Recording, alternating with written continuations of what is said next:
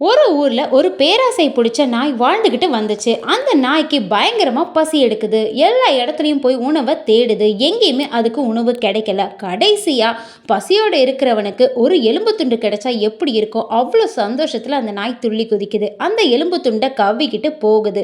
ஒரு நல்ல இடத்துல உட்கார்ந்து சாப்பிடுவோம்னு நினைக்குது.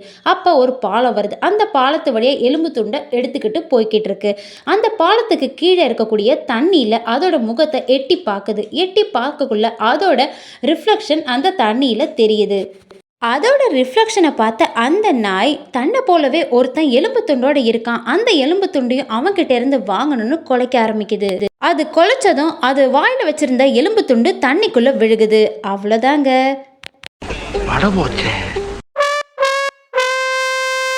மறக்காம என்னோட சேனலை சப்ஸ்கிரைப் பண்ணிடுங்க. தேங்க்யூ.